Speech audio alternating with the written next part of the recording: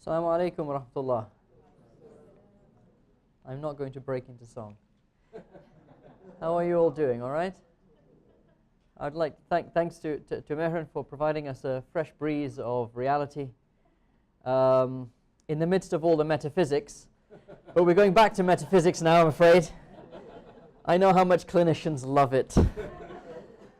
Just a quick one. How many mental health practitioners in the room? Yay, shout out. Well, that's about half of the clinicians, Mehran. Yeah, alhamdulillah. Okay, good. All right, so my name's Asim Yusuf. I am a jobbing psychiatrist.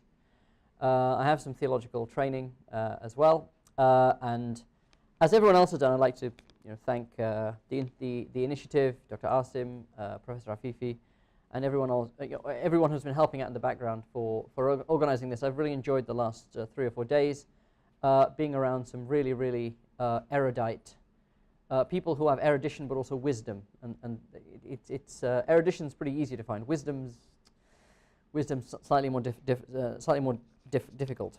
I am going to be talking about. I'm going to touch on metaphysics, but I'm going to try and make this as pain-free as possible. No pun intended, Mehran. I'm going to try and make this as pain-free as possible. Sheikh Kamal, Mufti Kamal mentioned that if someone was going to talk about the meaning of what does it mean to be human, there's no way you can do it in a 20-minute presentation. So I'm going to talk about what it means to be human in a 20-minute presentation. I am going to talk about what it means to be human, and the reason for that is, and I'll read this. I don't normally read from text, but I think it might be worthwhile reading from text here. At the nexus of metaphysics, psychology, health, and ethics lies the same central conundrum: what is the human? In all of clinical practice, it is perhaps the concept of a mental illness, the stock in trade of psychiatry and psychology, that raises these fundamental questions most acutely. What is an illness? How do you define it? What is the mind? And so what I'm going to be doing is looking at these two concepts. This is my daily job, mental health. And something that has always frustrated me is that I'm never really sure what health means, and I'm never really sure what mental means. So when I give this presentation sometimes to my psychiatric colleagues, and I will say to them, what do you treat? What do you treat? And they will say, well, the mind. And I say, well, what's that? What's that? And that really kicks off an awful firestorm, which is lots of fun to watch. The question of mental is fundamental. The question of health is fundamental. There's a lot of clinicians in the room. And I want to indicate, and I want to really stress on something that Professor Omar mentioned, that every science is based on metaphysics. And if you don't understand the metaphysical framework, the metaphysical givens of your particular field of expertise, you can actually be building sandcastles in the air. You can assume things that you would never explicitly adhere to. So it is really important. I know I do recognize that unless you're a philosophy nerd, it is a bit painful to go through this process of examining and interrogating the foundations of what it is that we do. But really it is relevant and it is necessary. Otherwise you're only doing a partial job. And none of us want to do a partial job. And the way I'm going to approach this, the talk, I have this thing about not presenting the talk that's on the sheet. So the talk on the sheet's called The Mad, the Sad, the Bad and the Glad, which I like. I think that's a really cool title. But that's what I spoke about in Oxford. And when I was speaking in Oxford, the talk wasn't called The Mad, the Bad, the Sad. It was called something else. So, I like to stay ahead of things. This is called, it's called At the Meeting of Two Seas, which is an allusion to the Quranic phrase, Majma' al-Bahrain. Because what I'm going to be looking at is interfaces. I'm going to be looking at medicine, psychiatry, and religion, each one of which is a internally coherent structure. You can practice medicine, as we've seen in the morning from Dr. Ahmed and Professor Peter. Professor Peter spoke about this. You can practice medicine without really giving any, particular emphasis on religion. I can practice psychiatry pretty well without even talking about philosophy or talking about religion. However, What will happen is in the course of your, and actually you can talk about religion without ever needing to worry about medicine, science, and so on and so forth. However, if you do it in this way, what you will find is that every so often something happens to confound your expectations. This, I would argue, is when these two C's come up against each other.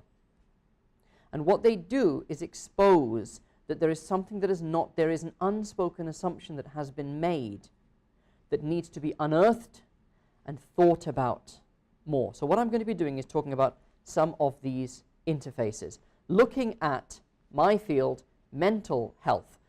Both the two of these things say something about what it means to be human. Mental is about what is the self, what is the unitary self. I'm not going to use the term ruh, nafs, qalb, aql, because these words are the very definition of mushtarak. They have lots of different meanings. They are used in different contexts, so I'm not going to talk about it. I'm going to talk about the unitary human self. What is the unitary human self? All right, what is you? And what is health? And this might seem obvious, but it's not that obvious, actually, once you get into it. So let's get into it. Let's talk about health first. What do we mean by health? And there are two buzzwords I want you to keep in your mind as I go through this presentation: holism and reductionism. All right? A holistic approach and a reductionist approach. A holistic approach has its merits and its drawbacks. A reductionist approach equally has its merits and its drawbacks. It's when they both come together that you really start to get a sense of what's going on. So they are reliant on each other.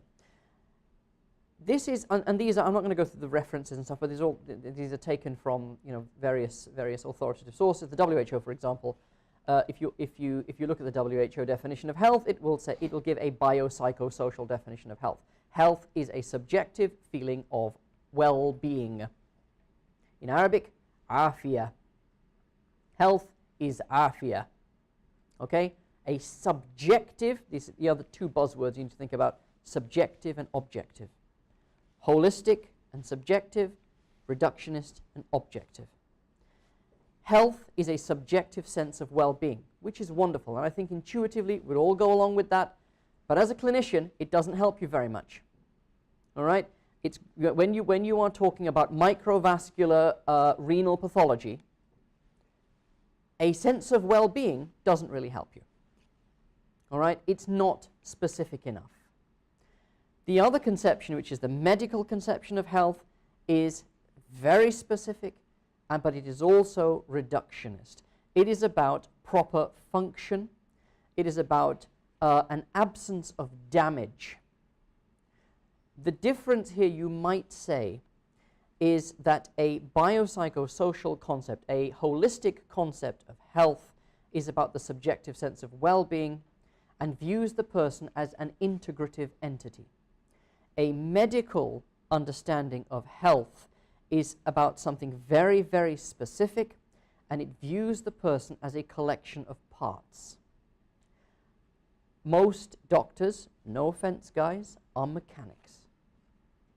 Something goes wrong, so they'll pull into the garage, you fix the bit that's gone wrong, and off they ship again. They should ship people out again. I remember being in medical school, and this was in South Africa. We weren't taught about patient, being nice to patients and that kind of stuff. And we would talk about the splenohepatomegaly in Ward 3.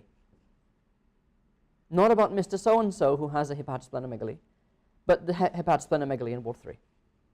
We are viewing the person purely as the pathology in their liver and their spleen. All right? And this view of medicine, or this view of health and illness, has a tendency to make us think in that way. Don't think you are not affected by this. We have to make an active, conscious effort to not think like this. This bifurcation of conceptualization is something that you saw in the morning presentation. You saw that Professor Ahmed, when he was talking about the canon, I think it was Professor Peter actually, was talking about the canons of medicine, would say that Ibn Sina in the beginning talks about the absence of pathology, or the absence of dysfunction. Health is the absence of dysfunction and so forth. Professor Ahmed was talking about the idea of a subjective idea of how you deal with your current circumstance, whether that is one of health, whether that is one of illness, but how you make the most of your current circumstance. These conceptualizations travel throughout the whole history of medicine. Reductionism. So, what is the issue with reductionism? Most of the time, what we do in medicine is peer closer and closer, and medicine is fantastic. Let's be honest, right? From a health perspective, you would rather have lived in the 21st century than at any other point in human history. You're going to have better health. You know, you got kidney stones. Off you go. Right, you go. Ultrasound it. Bang, it's gone, done. Rather than suffering with it for days and weeks until that stupid kidney stone passes. All right, it's great. That reductionist model is great. But it's a bit like using a microscope to look at that picture. That picture, anyone know what that picture is? That's Monet's water lilies. That picture is ginormous. It's huge, and it's made up of paint splodges. The closer you look, the less clear the picture becomes. It is only when you take a step back and you look at the whole thing that you recognize what the picture is. There is a virtue and a benefit to peering closer, but there is equally a virtue and a benefit to stepping back. And hence the limitation. I won't go through this in much detail because time is short. So all I will say about the medical model is this. The medical model presumes a notion of health. The notion of health is largely predicated on the notion of function. Proper function. That presumes the question, what is the function of the human? The function of organs is one thing, but what is the function of the human? And is the function of the human, primarily, as with every other living thing, to perpetuate itself? From a scientific perspective, the function of life is to perpetuate itself. This finds its most extreme iteration in Richard Dawkins, and Richard Dawkins will say it's not even the self that wants to perpetuate itself, it's the genes that want to perpetuate, your DNA wants to perpetuate itself. And you're just a vehicle for your DNA to perpetuate itself, which basically means that you are a virus. You are a virus in a your humanity is just a host for the virus of your DNA to perpetuate itself. That's profoundly depressing. All of human art and spirituality comes down to viruses perpetuating themselves. God protect us, literally.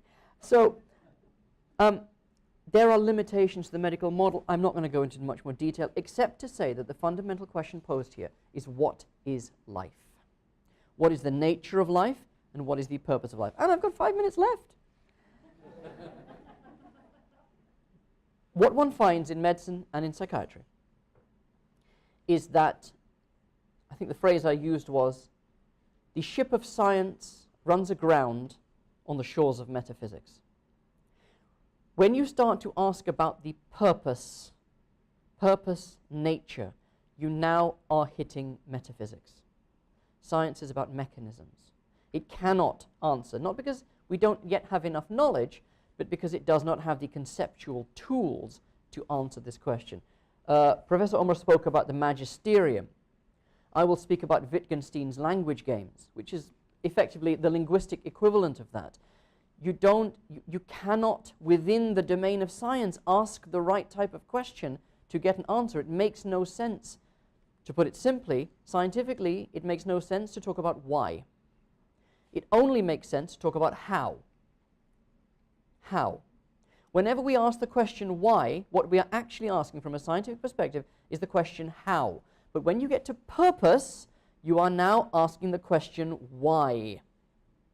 And that is a very different question, and what you need now is a metaphysic. And science, which can operate perfectly well on the basis of what is called methodological naturalism, which I'm not going to explain now, often is taken to imply what is called a metaphysical naturalism, which is deeply problematic because it cannot provide the answer to the question why. And we need to know the answer to why, because if we don't know the answer to why life is a good, and therefore why health is a good, we are not actually going to be able to get to the bottom of what it means to be truly healthy. Okay? We define health.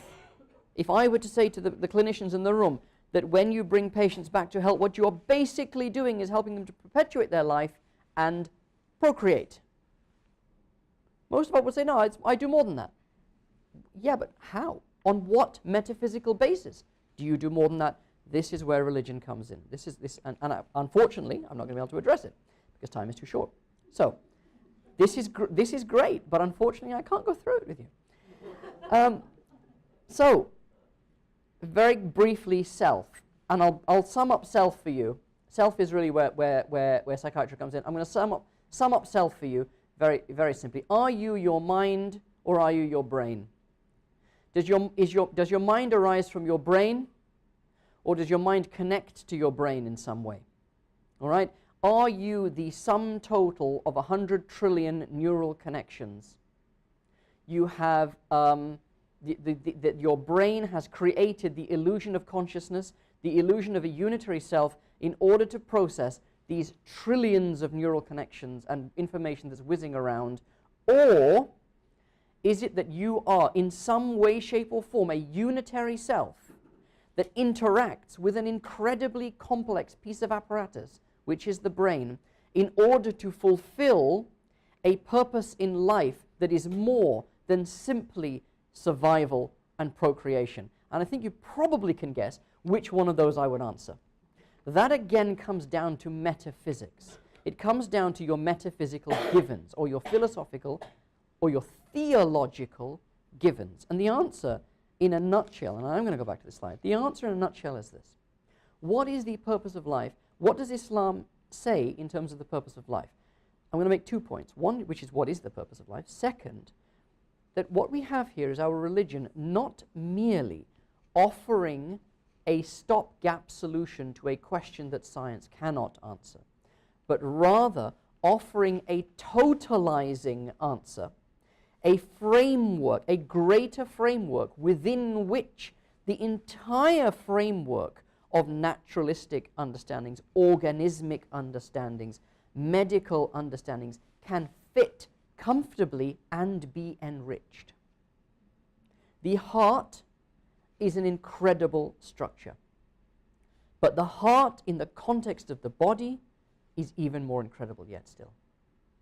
And it only truly, you can, and we now, and Dr. Asim, I'm sure, has done this. I'm not a real doctor, so I won't do this stuff.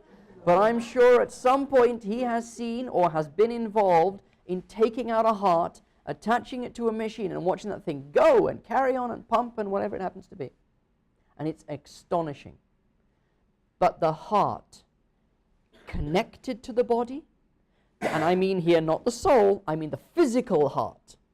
The physical heart, when it is connected to the cardiovascular, the cardiopulmonary system, takes on a far greater meaning. It is not simply an autonomous pump. It takes on a far greater meaning. Similarly, what our religion does, and I'm afraid you're going to have to take my word for it or read the book when it comes out, if they still allow the paper in, of course. What I am saying here is that our religion provides a framework within which the whole of science can comfortably fit, but also find a greater meaning. And that comes down to this here. What is the purpose of life? You can look at it from two perspectives, a God-centric perspective or a human-centric perspective. From a God-centric perspective, you have Allah, and this is, I'm not going to go through the verses, I'm going to give the tafsir because my time's up. Everything that you see around you and everything that you experience in this life is the effect of the act of God. The act of God arises from the attributes of God. The attributes of God designate and point to the entity of God. Every single thing that you experience around you, إِنَّ فِي خَلْقِ السَّمَاوَاتِ وَالْأَرْضِ وَاخْتِلَافِ اللَّيْلِ وَالنَّهَارِ لَآيَاتٍ.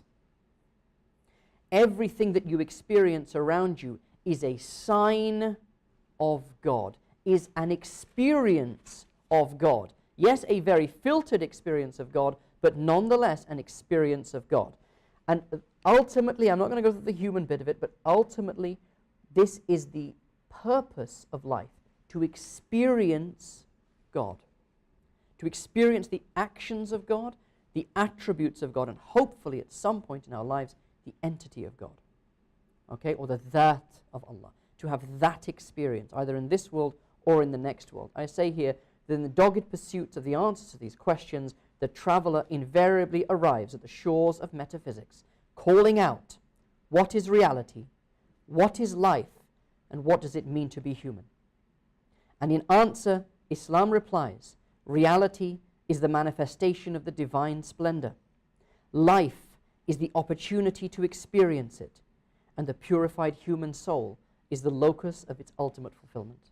And with that, I leave you. Sallallahu ala Sayyidina Muhammad wa ala alihi wa sahbihi ajma'in bi rahmatika ya arhamar rahimin.